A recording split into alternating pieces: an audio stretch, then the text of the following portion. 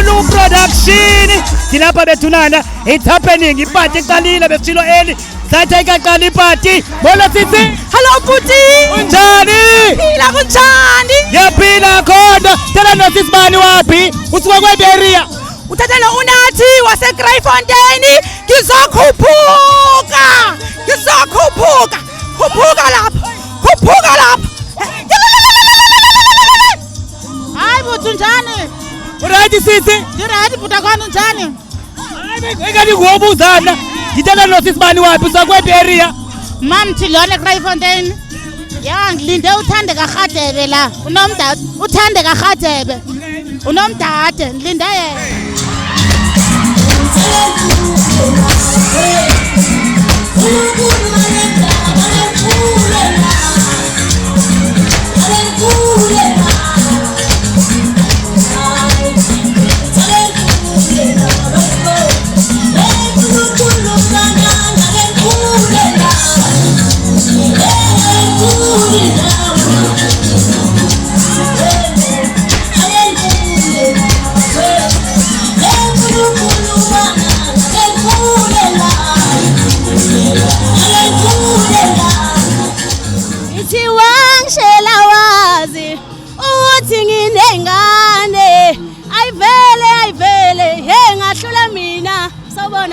Kunjani wa? Ngiyaphila mfowethu. Usisi ngusisibani? Uthanda ngwaGadebe ngiqhamuke eMkhomazi. Uthi wangishela wazi ukuthi nginabantwana. Wawucingiswa into nibhale ngoma. Uthi angibala hlephi ngoku. Okay kahle nina. Niyashela. Nisinike ingane bese niyasilahla. Eyisha. Lapho manje usuthi angibala hlephi ke mawungifica senginabo. Mawuthi bashiye ngiyoshada umunye umuntu. Uzokwenza kanjani? Hey sisi wami, namhlanje sikubona ulapha eCape Town. I think mina ngikubona okokuqala.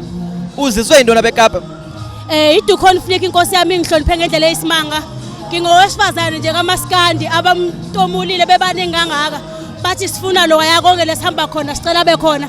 Yabonga kakhulu ithuba elingakankosi yami kwidu conflict. iMaskandi first yenza kahle ngendlela eyisimanga. Nabantu baseKapa ke uthando lokubona siyabonga kakhulu. uMaskandi lokokuqala ibingumculo thina besicima ngowabantu abadala. And becima ngumculo waseDurban but ngoku siyanimamela naseCape Town siyanisupporta and futhi can you tell us into bangaba what is the secret behind of uMaskandi because ngoku namapiano ngoku sisawulandeli kakhulu thina abantu batsha silandela uMaskandi yephi imfihlo eninayo enibangela umculo wenu uthandwe kakhulu lilizwe lonke jikelele. Yebo ngathanda nje uqinisa kakhulu ngokuMaskandi. uMaskandi umculo wakhayo umculo onemessage umkhulo osibuyisela emumva osikhumbuza ukuthi ngobani so siyayiqhenya kakhulu ukuthi esikhona sigenge sakhulayo futhi soqinisekisa ukuthi umculo uzolokhu ukhona futhi uthanda ngangendlela nje abantu abafika ngayo ngibona abafowethu abasebancane abawuthanda umculo nanokuthi into ejabulisa ukubona ukuthi eCape Town kunabantu abangaka abathanda uMaskandi akusho okukhulu sibonge nje kubo bonke abantu abadlala indima kakhulu ngokomculo siyabonga kakhulu.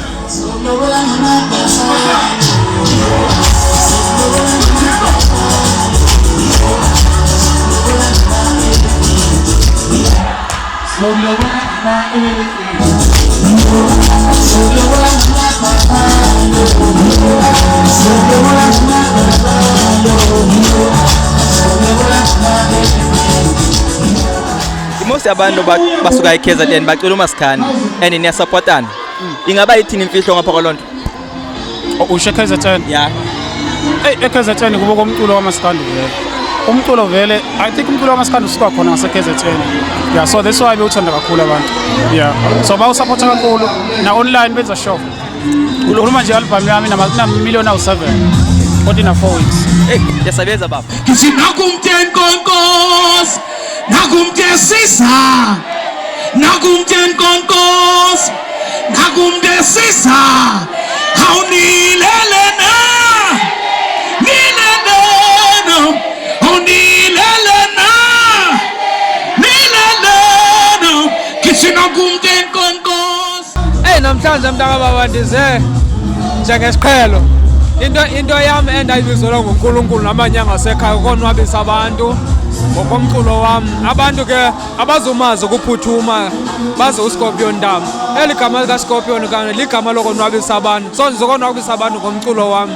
iDukonflict ke mntaka babi iye yandenyula phakathi kwabantu abaninzi hayi ngokuthi mhlawumbi ndingcono kunabanye kha inhlahla nje yam ngeli xesha andifuni ukuthi xa ndingabizwanga ngomso ukuthi hayi mhlawumbi ubani unomona inhlahla yam nje ngeli xesha.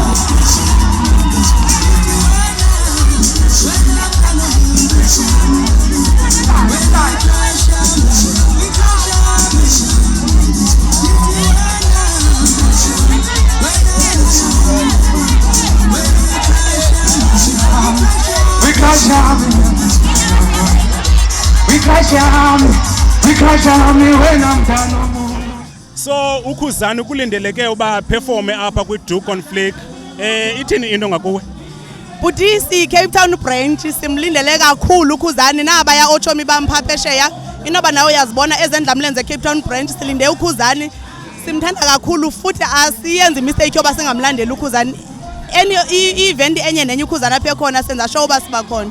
Abantu abaninzi abacula uMaskandi ixesha elininzi bathi gqi kwela cala laseKZN isupport ininzi kwela cala ithini imfihlelo mhlambi kuze nikwazi usupporta until nibe kulezo ndawo nikuzo. Ingoba uMaskandi uqhamuka khona eKZN uzalwe khona so iprovince yawo la impela owafonywa khona yeah. So kulo nyaka ka2026 masilindele ntoni kuba uKhuzani? Abantu abangakulindela kumina singalindela ukuthi asiziba nazo inhlelo eziningi lo nyaka because kunama event amaningi esifuna ukufocus kuona kakhulu even outside the country so asinazo inhlelo eziningi ngaphandle kokuthi towards the end of the year sizoba blessa ngealbum abantu. Mhlambi ke kulo album nothi uyikhuphe xa kuphela unyaka mhlambi zeziphi artist okucima mhlambi ungazifeatureisha kulo album? I know asikocinge tata asikocinge so sizophinda sikubone mhlawumbe uphinde usiza phe Cape Town kwakhona noma inini and ngomhla ka25 bekufuna ngabe ngilapha ngathathwa uhamba ngayiSwatini ngayemthatha so ke manje ndizothi sorry bantu base Cape Town ubani anifikanga ngapha but le ayina kungeja anginakugejwa isi event zibe zibini zibe zithathu izawuba sengathi andibathanda abantu base Cape Town kanti ndiyabathanda. I put people first.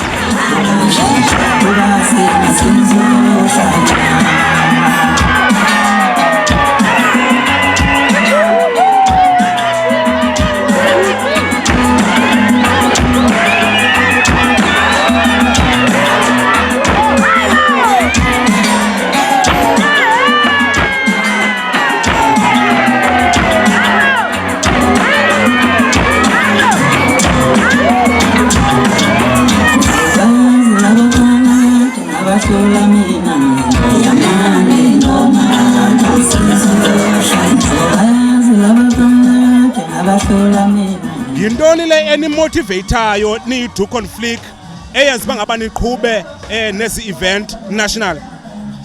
I think eyona nto isenza ubana siqhubekeke nasebunzimeni is seeing abafazi, and I'll say abafazi mainly because most of my events ethu we literally cater for more women, and to see them happy, being in a safe space, bakwazi to be themselves. And also we pride ourselves by having events that are like zero incidents. So we try by all means in Dobana senze ama events where, you know, no overcrowding, and this is from learning in the past in Dobana. These are things that can affect the event. So Kuti, we want safe events. We want ama events akungenama incidents. Abantu bafike bahambe ku event bengahlukumezekanga.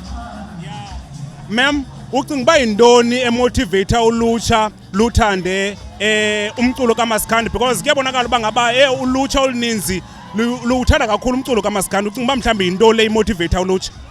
I think more than anything it's the message. I think uMaskandi in the past abantu abatsha bebe ujongela phansi, not in a bad way, but be genre abantu abatsha bebecinga fanele no abantu abadala, but without listening to a message ekerwa ngumculo weMaskandi. So I think through ama platforms afana ne TikTok, young people started realizing into bana man lo mculo une message powerful, to a point where now I call lo maskandi trend ayongoku. I call it maskandi R&B because you listen to the song, you want thetha ngothando, and now even as uyicula uziva as an African person uziva kuba lento yas-recognizes abantu abamnyama. So I think that's one thing, and I always tell people jokingly into bana also I think the latest maskandi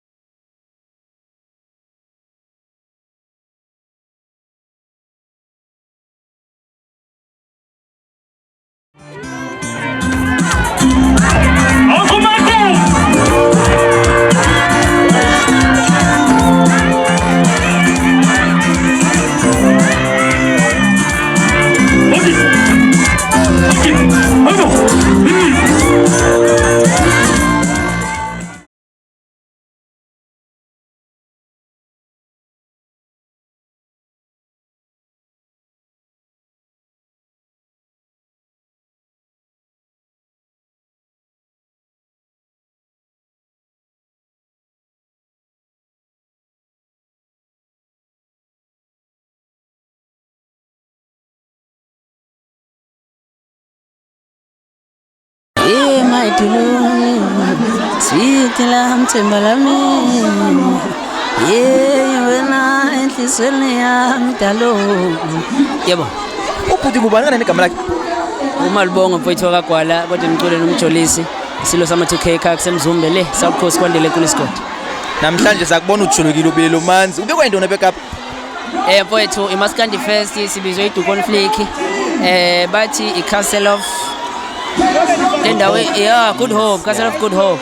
Silungu ke noma sikhona kodwa but Castle of Good Hope mfowethu sibizwe iDu Conflict la sisebenza kahle kakhulu mfowethu sisekapa nje kumnandi yonke into right. Ubhuti unexesha lingakana semculweni? 2021 mangicabanga kwaku August. Shithi iminyaka mhlambe ngoAugust this year ngizobe ngithi 6 years.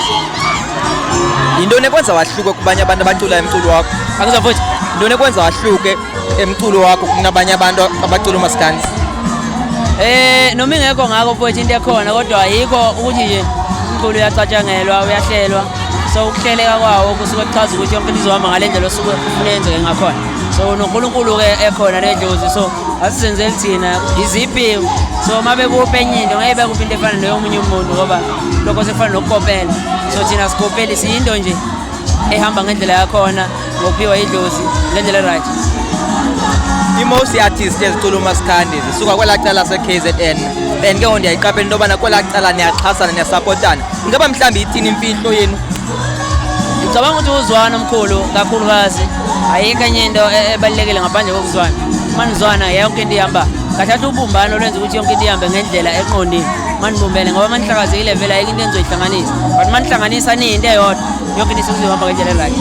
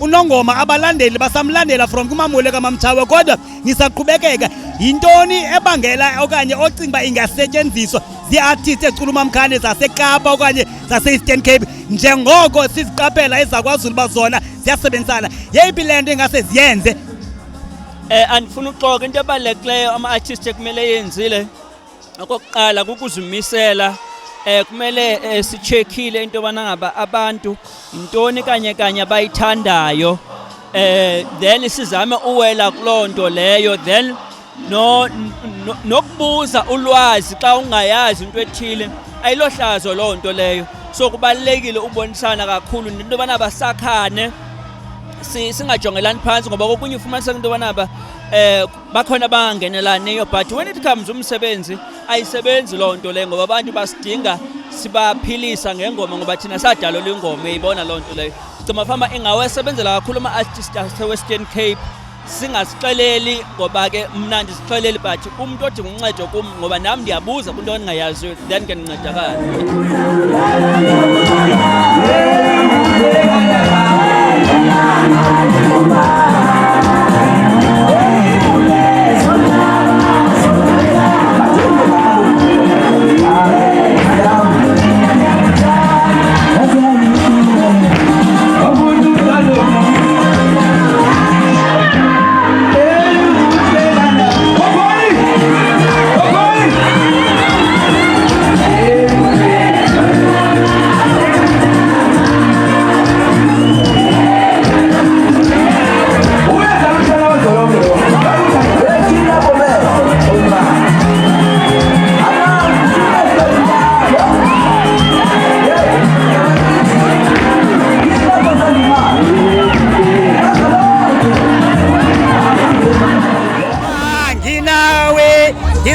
ngopheleleyo mina kuthi mphathi wohlelo ngicela malunga wenza imade ngenxa yexesha ngoba uyanideka macala neefensi zakho kwelicala ziyakunida ithini iresponse yakho xa uperforma umjolo njengoba upromote thina ngoma entsha and uyaperform and uyayibona iresponse kwiifensi zakho yebo bro mdalana abantu bayijabulela kakhulu ingoma ngicabanga ukuthi nje the first performance yethu baba sebeyazi abantu so nje lokho ngijabulisa kakhulu ngoba bonisa ukuthi abantu impela sebeqala ukuthatha serious even nomculo wala Western Cape as an artist yala Western Cape so nje kuyijabulisa kakhulu ke ngiphathe intaba zokhahlamba ngoba vele intaba zokhahlamba seyi national anthem esiwakhona la Western Cape so nje ungijabulisa kakhulu ukubona iresponse yabantu bejabula ngalolu hlobo bajabule ngakhona bawukuthi sisishaya zona lezi ngoma.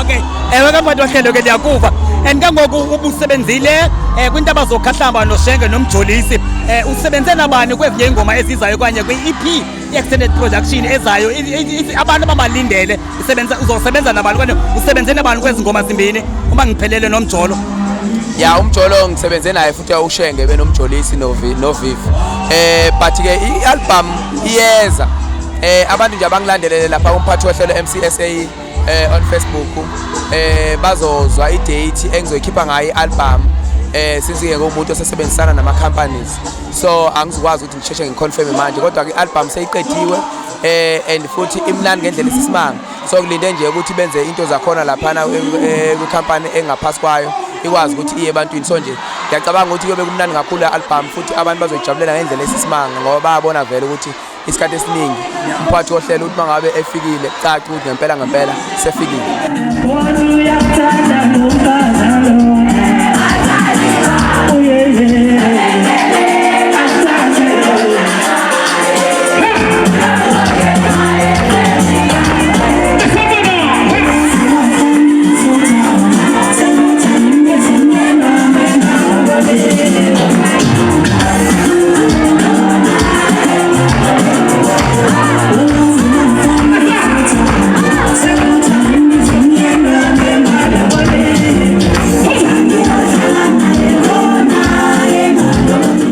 Kanhlebele mntakwethu ndiyaqaphela uba pha eKZN ingathi uMaskandi uyathandwa and niyasupportana ithini imfihlelo yenu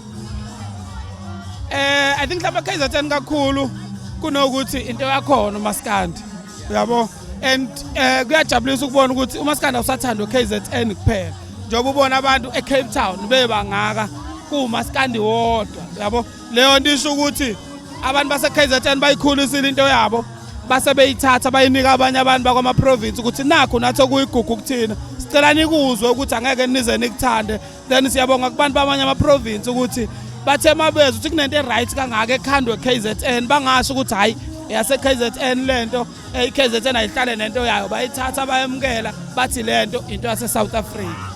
Intonga yami umsimelelo wami intonga yami uyandithuthuzela intonga ndiyayiqaphela apha kumculo abantu bakaMaskandi ihlala ikhona kodwa ke zolombuzo lo sobe nesubuzwe ngenye imini bantu benizawucela uqale ubethe ihit le waziwa ngayo kuMaskandi eJohannesburg ngizawuthetha nabantu yeJehova yondicela umsebenzi bawuthanda ukuthi bantwana bamzeni jongane ningabolelani zenijongane hayi kunjalo bamzeni jongane hey ningabulalani zendijo wathethe ngathi awuzuba khona imessage yakho ethumela ebantwaneni kodwa ke cela nje ukucacisa othethayo nguJojo ngusikhali ngutiyeka ngumtsolo bentonga mfana wakucentane Eastern Cape kanombanjana Undertaker SA yonke indawo umuntu ongamaziyo Undertaker kumculo wonke jikelele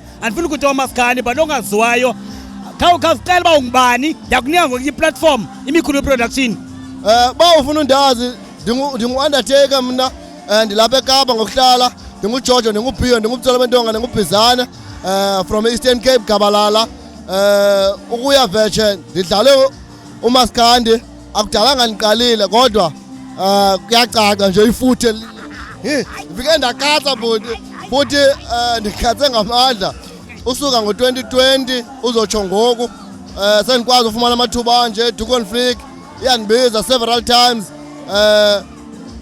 then ndidlala nje ngendlela eyohlukile ndiqinisekile ngaloo ndawo ndidlala umculo owohlukileyo and abantu bayothanda. Yintoni le ingxaki kumculo wemvumi zikaMaskandi zaseKapa zase-Eastern Cape and ufumanisa ukuthi kwi-artists zase-KZN ziyasupportana kakhulu and uyadominate umculo wakwaZulu isilele phi apha isilela khona bawo ikufutshane asinabo abantu abapromotayo apha e-Western Cape kakhulu I think ndim nabanye benza i-event neKhayelitsha Maskandi so ke ngoku abaculi abaninzi abenza zi-event abalapha e-Western Cape and imiculo yabo iphela only ezindlini kubo nakubalandeli babo athi umculo okay nabalandeli abaninzi xa ufika mhlawumbe eholweni akabaculi so we are happy now because of sinomculi oyi-1 okumphathi ohlelo otheni okwazi ubumanisa kodwa abathandana abaculi balapha e-Western Cape uba bethe bayathandana ngake nathi kumphathi ohlelo okanye phaa kwimikhulu nathi mikhulu guys masike sithini sibulele nto basinomculi othe waba number 1 apha e-Western Cape khange kuvela abaculi balapha e-Western Cape bathi hayi siyamsapota nangumculi wethu uphumile wabe nathi ngenxa nto abayena kutheni esukanye iprovince but ke into ebuhlungu into yoba nathi abaculi aba kwabona bodwa bavani aba base-Eastern Cape omnye xa ibona omnye mnyevulela mathi mhlawumbi unongoma xa ibona mhlawumbi omnye umculi uzambona ngenye ingxaki into yoba mhlawumbi mabayeka eli gama balithandayo lelithi amavukani lelogama lezinto abaculi bethu bangakwazi ukuphumela ngenxa yokuthiwa hayi asizuyisapota iveni kabani asizithini baphela into abacule phi ezirumini zabo bacule kwezi crash ngoba bacule nakwezinye indawo kwenza umculo uzokwazi ukuphumelela manje ukanti kapha ecala kwami ndikunye nomnye wabantu abazi-organizers ze-Duconflict ndifuna asichazele kabanzi nge-Duconflict sizwami kunjani ndiyaphila kunjani futhi ndiyaphila nam khayithatha iqala eqaleni uyayibika ekugqibeleni yes for uqala ekuqaleni okay igama lam ndingusimamkela Cleopatra Mavatha ndimama emamntu ngumambuyisa ewe kaloku mna kaloku ndiliqembu le-Duconflict size apha it's been so many years but this is several times since Cape Town and we came here with a different concept here Maskandi Fest and it's doing well and we're traveling all over the world as far as Europe and today it was a great day. People came in numbers, people had fun, all the artists were here, we delivered a good and a great show and we're looking forward to the next one and of course please do join us on the 23rd of this month for Ungumama Lona. It's a Mother's Day picnic. Kelly Kumalo, Abo Trixie, I named them. The list is long, but tickets are available at CompuTicket, ShopRite or Checkers, or you can just WhatsApp us on 071 627 3776. thina songena free i-Conflict inexesha lingakanani ikhona? It's been 10 years. Started 2016.